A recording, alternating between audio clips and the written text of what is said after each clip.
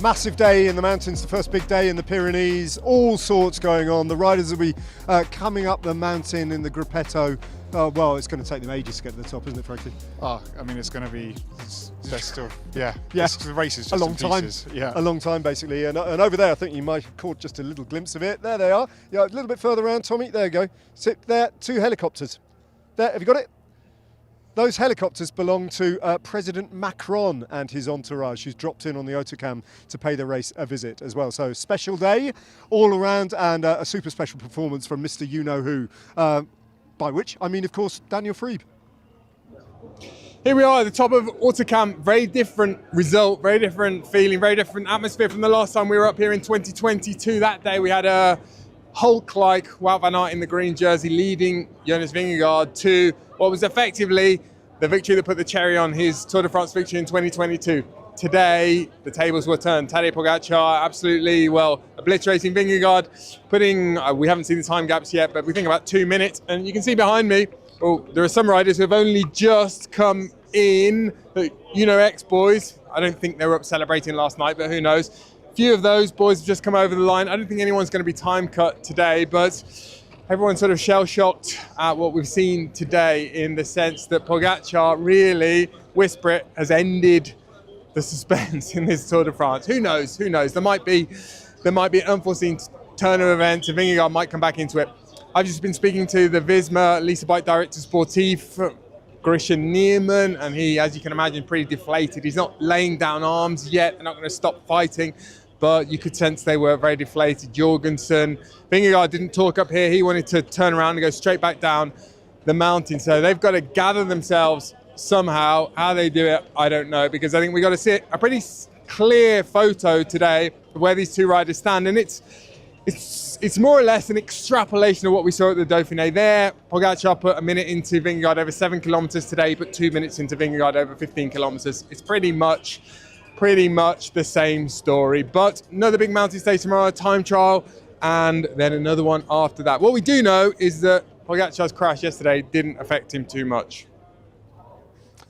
All right, thanks, Daniel. This camera, incidentally, here, this is our ITV camera. Look at the view that it's got out there, just out into the mountains where the sun is beginning to sink a little bit lower. You can see all the crowds there, all the motorhomes that must have been parked up there for probably a week, some of them, securing their spot on the mountain. Yeah, I mean, the crowds coming up here this morning were just absolutely crazy. It was like end of days, migration of bicyclists going up the hill. Yeah. But it was, I think the whole day I think the reason they came was everybody had a sense this was going to be the day of the Tour de France. And we've waited deep into this year's Tour to have the first mountain stage, and today delivered. I mean, a really key moment when they got to the climb, the foot of the climb, was I thought was fascinating. That moment where Adam Yates, who'd looked fine up until that point, suddenly ran on empty, didn't he? And he realised he couldn't do anything. And Jonathan Narvaez was on the front, and Yates just pulled out of the line. And I think that was just a glitch in their kind of programme, wasn't it? But they overcame it instantly. Well, I think the whole race was like that. Visma Lease Bike obviously came in with great ambitions today, plans to destroy the race and take it to Pogacar and UAE, and they fell to pieces on the Col du Soulor, which was the mountain before this final Hautacam. And I think the writing was all on the wall there. But also UAE, everyone was in trouble. The race had been so hard. They'd averaged 48 kilometres an hour until the foot of the Soulor. So I think it really did pay a much heavier price on the whole peloton, which wasn't expected. But I think for UAE, as you said, when Yates came off, when they were planning this race, they never expected that Jonathan Narvaez would be the rider delivering Pogacar for the death blow. Yep. But what he did was exceptional, to the point where actually it was Narvaez's move which dropped Vingegaard. Yeah. Which was just like, and I think when Vingegaard realised that, he didn't have to do 2-3 attacks. He just had to keep it going for another 200-300 metres, and then he settled into his rhythm. And from there on in, we were just leafing through a thesaurus, weren't we, trying to figure out what else we can say about Tadej Pogacar. But there are changes, aren't there? And there are notable changes from the way he approached the race last year. For a start, sort of like physically on the bike, his position on the bike, seated on the climb when he goes is different, isn't it? Slightly different and obviously more effective, but also his entire tactical approach to the race. He's been racing so conservatively, and I think we've seen Visma Lease bike be so aggressive and, as Tadej Pogacar put it, annoying up to this point, which seemed like a good plan, and it seemed like they were going to then deliver a really hard race for Pogacar today. But this was a stage clearly Pogacar was waiting for. And when he saw Visma Lease bike falling to pieces on the Soulor and having to slow down, and he realised that actually he was going to have to change things up. And he went with 12 kilometres to go on the Hautacam, which even for Pogacar, that's a very big effort. And we could tell. I don't think I've ever seen Pogacar go that deep when he's at the front of the race. We've seen him in big trouble behind Vingegaard in the 2 years he lost the Tour de France. But today, it was as if he was chasing Vingegaard. Yeah. In his head, he was, because he didn't even do a victory salute. He came across, he wanted to eke every single second out of Vingegaard today. Yeah. Lots of riders deserve hat tips, don't they? Yeah. Florian Lipovic. Hello. Jonas Vingegaard yeah. has got a problem here, potentially, hasn't he? I think. The way Lipowitz rode, because obviously he was distanced with Oscar Onley, with Johannesson and Roglic, who was there in that move at the bottom of the Hautacam, but then he kept attacking them. Onley stuck with him for ages. Onley, who's never done this climb before, so this was literally a brave new world for him. But yeah, Lipowitz, in the final 3 kilometres, he took 20, nearly 30 seconds out of Vingegaard, which is very concerning for Vingegaard. It's not just the fact that he was there and is so close to him, 10 or 12 seconds on the finish line, but the fact he took time out of Vingegaard in the final 2-3 Ks, that's very worrying. Oscar Onley, as you've already mentioned, did a borderline brilliant ride, and he's right in the mix there in, as you say, uncharted territory. But Remco Evenepoel, I think also that was, well, a really mature performance. So I think that was the word you used in commentary. Yeah, I mean, I think all those riders have fronted exceptional rides today. But Remco Evenepoel, very rarely do you see a rider do that. He was put into trouble early on in the stage, on the first climb on Soulor, very early, when there was still a lot of riders left in that yellow jersey group. And it looked like it was all over. You thought, well, he's going to lose 15 minutes or something today. But he kept a cool head. Being the world time trial champion, he knows how to kind of find his tempo, ride his pace. And he ended up doing a great ride and actually limited the losses really well. So he's still in the game. Yeah, he absolutely is. And finally, because it was brilliant, Bruno Armirail. He's a really local rider, born in Tarbes, just down in the valley there. Yeah. And what a performance that was. It was a brilliant ride. Unfortunately, he was then swallowed up pretty quickly in the Hautacam, but he got to do an amazing, he got to lead the Tour de France into the Hautacam. I mean, the crowds in the villages in the valley were just massive. And I think for Bruno Armirail, you could hear the French fans on the side around shouting Bruno. Yeah. So I think that's going to be a memory that will stick with him forever. Yeah, he destroyed a 51 rider breakaway group, but no one could do anything about Tadej Pogacar, could they? How often have we said that in the past, and how many more times are we going to say it in the future? Let's hear from him. Tadej, I'm not surprised. Tadej, 12k to go. You were running out of teammates, and Visma were as well. Narvaez makes an incredible acceleration. You attack. Why did you choose that moment to attack? I don't know if Johnny understands well, but we were joking. We were talking a little bit like Dauphiné Friday, but I was not expecting that we would really do this as the Friday of Dauphiné, but I guess Johnny doesn't take jokes, and he launched it super hard, and I was like, okay, and my microphone was not working, so I could not say anything. So I was like, okay, I follow Johnny, and we went, and then I committed, and then when I saw that it's so long to go, I was like, okay, it was similar 3 years ago. I was alone suffering the last 10K, so better be in the front in the lead than suffering than on the back foot. So I was happy with the ride, and I managed to come to the top with good gap. It was pretty amazing. You were at 10 seconds per kilometre faster than Jonas, and then 14 or 15 in the final 3K. I mean, you time trialled it. Got another time trial tomorrow, of course, but you've already started. Yeah, it was. I had good legs, and tomorrow I need good legs again, and the day after, and until Paris. So I think. If we ride as a team as strong as we did today, I think we should be looking forward for the next days, but you never know. You definitely won the battle today, but have you won the war today?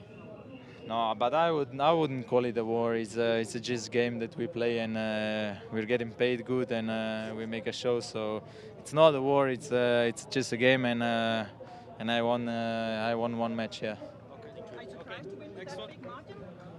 I was like, I don't know. I'm just happy that this. All right, stage 12 online questions. Kay Lynn, does the publicity caravan go to the top of the mountains or turn off at the bottom due to road space higher up? Don't know. Depends on the mountain. If they're up the top today. All right, Jim Barnett says, Cav aside, is there an argument to be made that Simon Yates is the greatest British cyclist, given he's won the Vuelta without a particularly strong team, without the resources Team Sky had at the time, and with a weakened Visma team at the Giro last year? I kind of see what he's getting see what at. it is, but no, Cavendish, he's got a record that transcends everything. So he did say Cav aside. Oh, Cav aside? Yeah. Oh, I think there's Wiggins and Froome. Yeah, no, it's difficult. Yeah, difficult. Seb Dove but interesting question.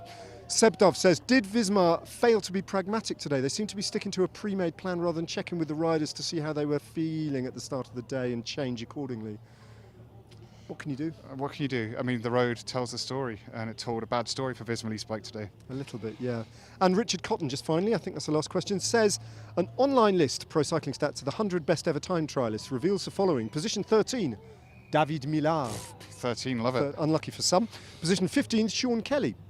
Position 29, Sir Chris of Boardman. You happy with that? Very happy with that. Position 44, Geraint Thomas. If all were competing on stage 13, who would win the time trial battle of the home nations? So that's you against Peak Kelly, Peak Boardman, Peak Thomas tomorrow. Oh, I'd be pretty close actually. Pete Thomas on Team Sky would beat us all because he could climb. Unfortunately, it's quite a hard climb, David. Yeah. All right, then let's look at tomorrow's stage. Then Matt Rendell's got the lowdown. Well, it's a massive opportunity for some, but it could go horribly wrong as well as brilliantly right, because it's a very technical climb up to Peyregoud. A lot of riders have raced and trained on these slopes, complicated by a very shallow, gentle start, then setting into a long rhythm for the central section of the climb, and then a real sting in the tail with the famous Altiport. Very steep gradients there, and if you've overcooked it earlier on, you could really lose a huge amount of time in the final 400 metres. So very technical, very tricky, very exciting.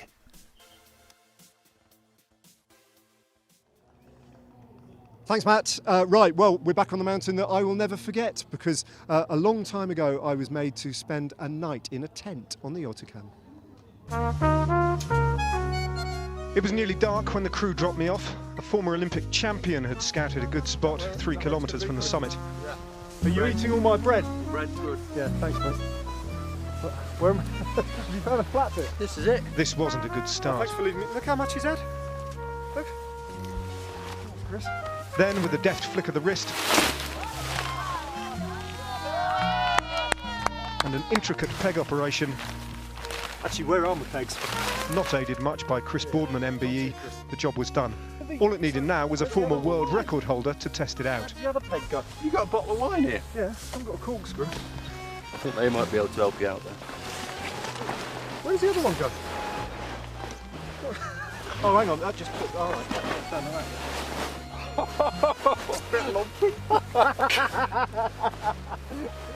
Is it?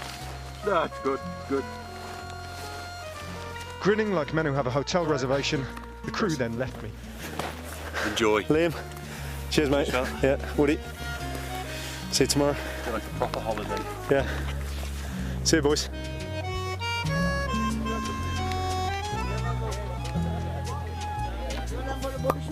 Perfect. My neighbours came from Limoges. Louis was the main man. You could tell he was in charge of the barbecue. All over the mountain, people were coming over all grey meres. Bushfires were breaking out. And on the race route, a stink of stressed out clutches.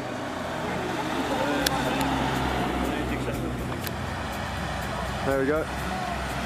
This is the start of the Tour circus arriving at the top of the mountain.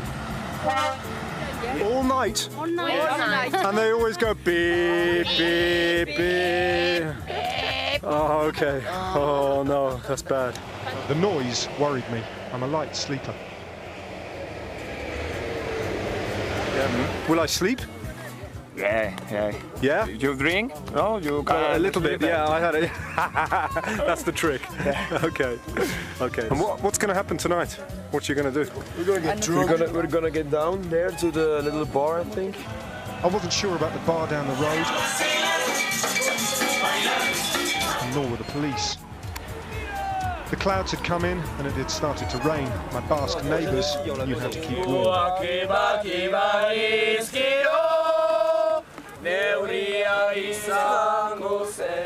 There's a strict divide now between the people who are just zipping up their tents and getting their heads down, and those that aren't.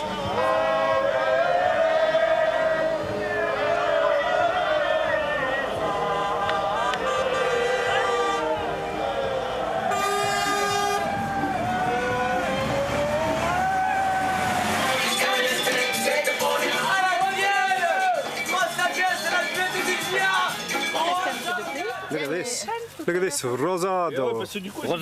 Rosado. That was that. One more unnecessary glass of Rosado with Louis' family, and I turned in.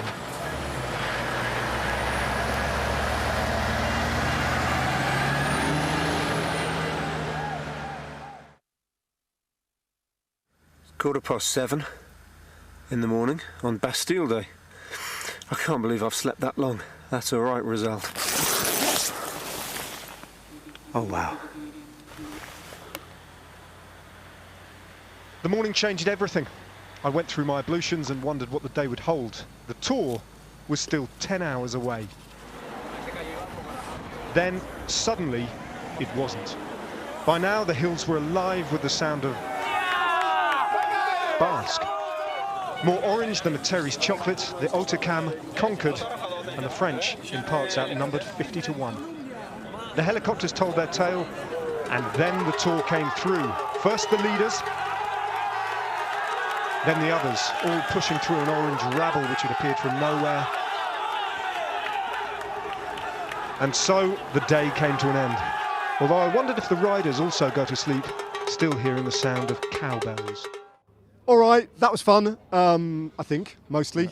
No, I enjoyed my night in the Hautacam, but I don't like seeing pictures of myself when I was that much younger. Anyway, this was the Hautacam story for 2025. Keep coming with your questions, keep subscribing, liking the YouTube channel, and we'll see you all again on the tour tomorrow for Stage 13.